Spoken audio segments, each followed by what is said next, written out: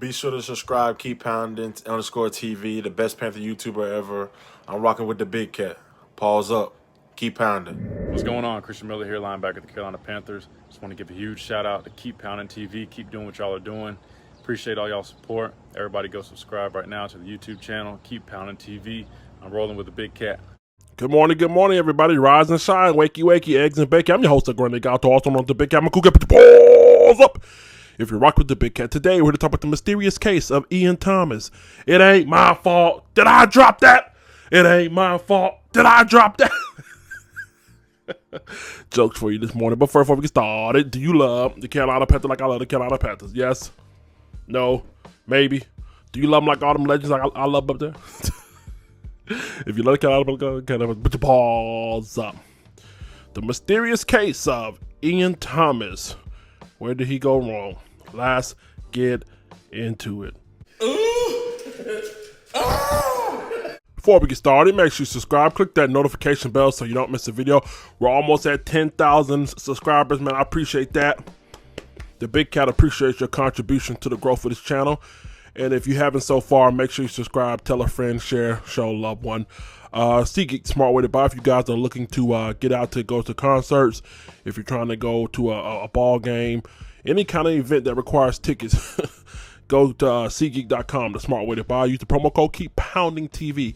Keep Pounding TV, one word, the smart way to buy. And last but not least, shout out to Fan Network. Be sure to check those guys out on YouTube at FTFN and also FanFanNetwork.com. 32 fan advice, the real from a fan perspective, can't beat it. Now, with that being said, a lot of you guys are pretty much looking past Ian Thomas. Dan Arnold's here. You got, Kyle Pitts coming up. I mean, what are we to do? The mysterious case. What happened? I mean, when did we just lose faith in Ian Thomas? And is it really his fault? Well, I'll put it like this right here, y'all.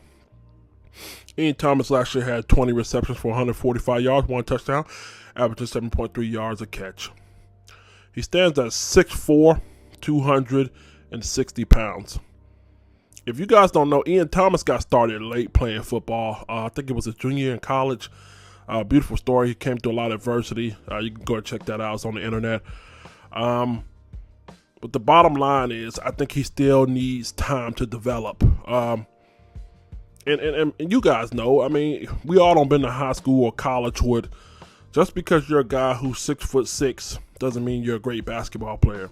Because you're tall. I used to watch a kid coming out of my high school with 6'8" getting dunked on and shit. That doesn't make you good because you have the physical stature. Just because you're strong doesn't mean you're a good lineman. It doesn't mean because you're fast you're a good receiver. So I still think even though his stature is there, he has to develop into the kind of tight end or ball player that he's gonna be. I'm not quite ready to give up on him yet. Not quite ready to, but I mean, I can make a case for either way. I'll put it like that. I can make a case for sticking for him. I can make a case for bailing out the back door on him. It may not necessarily be his fault, but I do blame the fact that you missed the opportunity. You missed the opportunity to learn under the greatest Carolina Panther tight end of all time, which is Greg Olsen. And 3 years in the league with that kind of tutelage. Not only that, you got a hell of a blocking tight end who just got paid, Chris Manhertz. I mean, you would think some of this stuff is starting to rub off. You know what I mean? Kind of like with Shaq Thompson and his linebacker role. I mean, when you're up under Luke Kuechly, when you're up under Thomas Davis for those amount of years, you want to start to see residuals of your investment. You know what I mean? You want to start to see that. So, and I think you see some with Shaq, but with Ian Thomas, it's kind of hard to find a bright spot. But all I can blame it is on him not being fully developed. Let's take a look at some numbers real quick, y'all.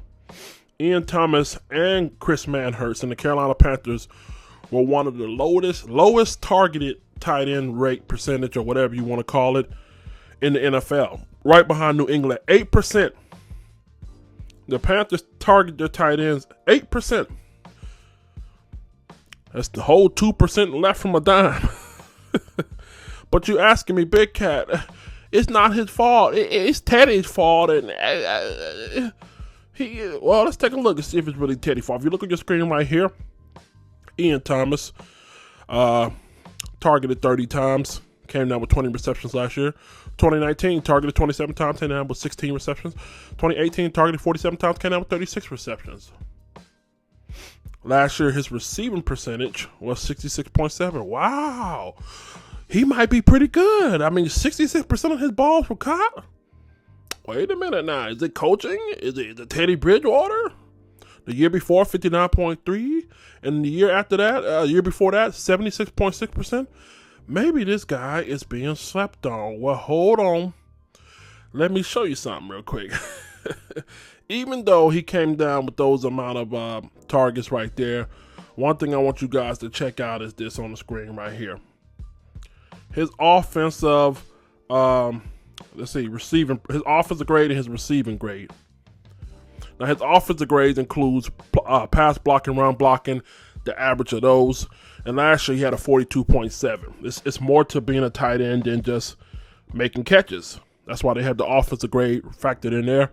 When it comes to 2019, he had a 51.8, 53.3 in 2018. But the grade I really want you to really focus on here is the receiving grade. Even though he caught 66% of his catches, based off the type of route he ran, these are the grades that he got. So out of those 66% completion, 66 receptions he had, 66% catch rate, his receiving grade for the year was 42.1.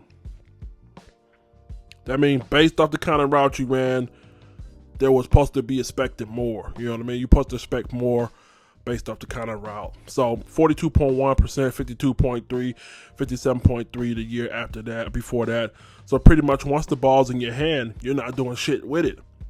One thing I want to emphasize to you guys, the way you stay in the NFL is utilizing your talent some kind of way. If you're not a good receiver, you become a good pass blocker. If you're not a good pass blocker, you become a run blocker. You make yourself efficient. If you're not a good pass, you become a hell of a special teamer. You make yourself serviceable. Once the team figures out you're not serviceable, you know, and it's hard to kind of find a gray area with Ian Thomas because, you know, there's times where he do a little bit of everything kind of right, but it's not consistent enough. Again, 66% of your targets caught, but at the end of the day, your receiving grade is a 42.1. So, I mean, again, the proof is in the pudding right there. Let's take a look at something right here. Well, Big Cat, like I just said, you know, you better do something. If you look at your passing grade, look at your running grade right here, your run blocking grade, 77.8. Pass blocking grade, 78.5, 72.7. Okay, so he's a solid pass blocker. 51.4, 52.4 when it comes to run blocking. Again, kind of poor. But here's the thing. You only got in the pass blocking set 12 times. You got in the pass blocking set 12 times. So no wonder you have a 77.8 grade on that. When it comes to run blocking, you got in 170 times in the run blocking sets, and you had a 51.4.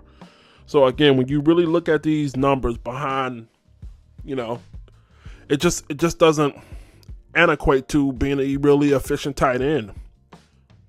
You know, I mean, it's hard to see. Well, like with Dan Arnold is a red zone threat. You know, if Kyle Pitts were to come, he's a vertical seam stretching tight end. He's the kind of tight end that gets right behind that spot in the zone where it's right behind the linebackers and right in front of the safety. He's one of those guys that live for that. So, again, man, I mean, when you look at Ian Thomas by the numbers, not even by the film, I can tell you right now, you know, it's not looking too good. I mean, and again, I can't be too hard on him. I want to say that he still needs time to develop. But let's take a look at Chris Manhurst's number. If you look on your screen right here, since 2016, Manhurst went and got paid. He said, bump not being utilized when it comes to being targeted. I don't give a damn about that. I'm going to find me a way to get paid. And that's what he did. Probably one of the most consistent run blocking tight ends and pass blocking tight ends in the NFL. High 60s when it comes to run blocking. Low 60s when it comes to pass blocking. And he's been steady. You know what I mean? I only had one season where he had both graded out in the 50s in pass blocking and run blocking. So, again, this is how you make yourself useful, get yourself the bag. This explains a lot.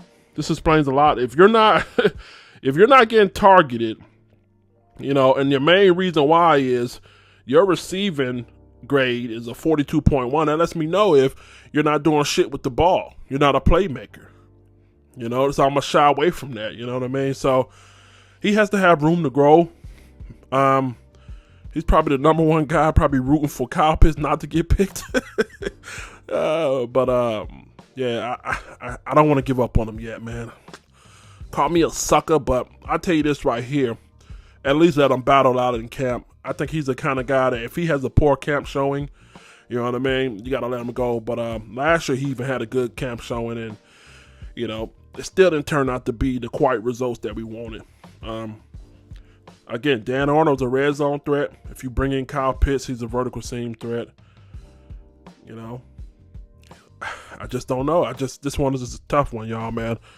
I don't know. Get in the comment section. I'm your host, Granite Guy. Also known as the Big Cat. My cool guy. Put your paws up. Rock with the Big Cat. Tell me about Ian Thomas. We just looked at his numbers here, and it looks like it may be time to part ways, or does he deserve a chance to fight it out in camp? And let's see what he can do. You know what I mean? We already see one tight end got the bag. You know what I mean? If you can't be a playmaker catching the ball, saddle in there and block that thing. I don't know, man. Make sure you get in the comment section. Make sure you subscribe. Listen, go over to the YouTube community section. We're giving away a free autographed full-size helmet come draft night. We're also giving away a full-size TV, 32-inch. Oh, man, it's going to be a beautiful day draft night. We're going to celebrate, have a good time. Don't want to miss out on that. The instructions are over there as well. Patreon coming soon. And make sure you subscribe so we can get 10,000. Let's get up out of here. Let the church say, pause up. Carolina on top forever. I'd like to take the time out to thank Keep Pounding TV membership sponsors below. It is because of supporters like you that we're able to create quality content. Please consider joining the Keep Pounding TV membership by clicking the join button right above the channel header. With 3 different tiers and packages, we have a little something for everybody and affordability. Make sure you join. Pause up. Fellas, do you have a beard like Big Cat? You tired of your shit looking like Anthony Hamilton? Okay. Patches all in it. Check out Trishana's Blue Sapphire Oils. Help moisturize and restore health back to your beard. Trishana Jones Oils, Blue Sapphire. The link is in the description below. Be sure to check out On the Live Show Radio. Check out the latest Christian hip-hop / R&B. Be sure to also subscribe to the YouTube channel. Hi, I'm the Big Cat. Pause up! You're watching Fan to Fan Network, the voice that fans deserve.